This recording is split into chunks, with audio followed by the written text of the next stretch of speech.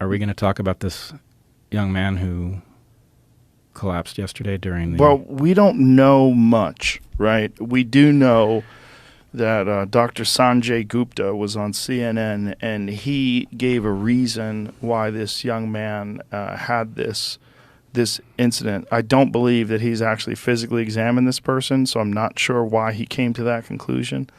But there is a possibility that on impact, that there's something that happens if someone gets hit at the exact right time, and if they get hit on the heart at the exact right time, that it can stop the heart. I think we can do better than that. Okay. I think we can say cardiologists, including Peter McCullough, have looked at the footage, and they believe that this is exactly what happened, right? That there is this moment in the heart's rhythm in which, in my mind, it's like if you had an explosion in in the cylinder of an internal combustion engine, as the piston was coming up to the top, it would stop it dead rather than exploding at the right moment and driving it back down, right? So there's some moment of vulnerability, and a hard enough hit can stop the heart. And so anyway, Peter McCullough and others have looked at this tape and said that appears to be what happened. But as with so I'm sorry, I'm not a football fan, so I didn't know this young man's name before this incident yesterday. Jamie, do you know his name? Damar Hamlin. Damar Hamlin. So I don't know how well you know him. I looked at him, and I would just say, in having this discussion, I think it's really important. My impression in looking at what evidence there was about him online is that this was an unusually good kid. Not only extremely talented as an athlete, but also just super decent. And the fact that we are talking about it, I don't want to detract from the fact that he's fighting for his life, and that's true, and we should be rooting for him irrespective of what has happened here. This is somebody who deserves to have a long life ahead of him. We don't know. And so it is possible that someone could get hit in that regard, and it could cause that thing to happen. And it has happened before, particularly with people getting hit in the chest with fastballs, right? Right. But what needs to be done is a proper differential diagnosis in which all of the contributing factors are found. The other thing we can say, in a brief look this morning, I found that nobody has died on a football field in the NFL in 50 years. Now, maybe that's wrong, but that's certainly the evidence I found in a couple of places. This is a very rare event. Now, obviously, he's still alive. So, have people had heart attacks in football games previously?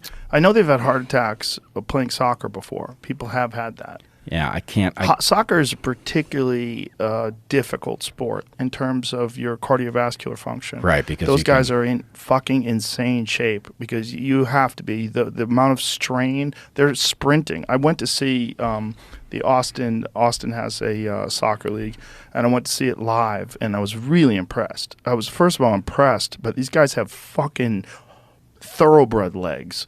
I mean, they are in insane shape. And just the demand, as a person who works out, watching the demand that's required to the body to be able to perform that way, sprinting constantly. And soccer, my friend Eddie, who is one of the owners of the local soccer team, he was explaining to me that one of the reasons why it's not good for television in America is because they don't take breaks. Right. They don't. It's not like, you have a stop. We'll be right back with, first down, and we'll be back with commercials, and you can, Pizza Hut and all that shit. You play your commercials and then you come back. I mean, that's how you fund television. You need commercials. But soccer just goes on and on and on. I mean, yeah. It's in some ways, I'm not an expert in this, but it seems like it's the worst case scenario because, basketball is full of motion in a way that football isn't, but it's a smaller court. Yes. Right? Yes, so much smaller. So there's a lot less distance to run. And there's timeouts. There's just like things that happen where you get little breaks. Right. Soccer players have to be in incredible shape. Yeah.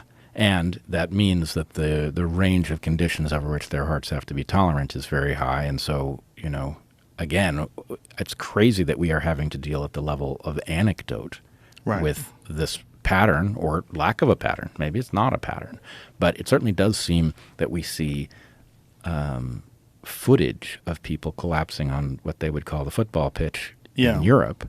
Well, what is that, right? So in any case, I worry that in cases in the last couple years where somebody has famously suffered a heart attack in particular, or stroke or something like this, that there seems to be some desire not to even open the possibility of what may have caused it, and presumably that's because people are being told it is vitally important that we not fuel vaccine hesitancy because it's essential to protecting the vulnerable and ending the pandemic. And at this point, hopefully we're over that.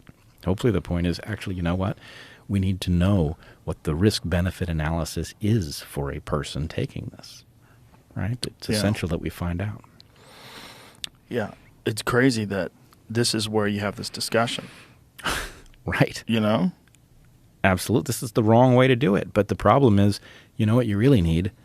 A university, you know, and preferably dozens of them studying questions like this. They know how to do it. From the jump. Right. From the jump. Being on it objectively from the jump, analyzing all the data and analyzing it without bias at all. Right, because of course we have an interest in finding out what it is that's in the data, what the patterns mean, and then we ought to have a vital press corps looking out for corruption that would prevent universities from pursuing these things properly. Yeah. Right, and it's amazing to me that it's now 2023 and we have none of this, right?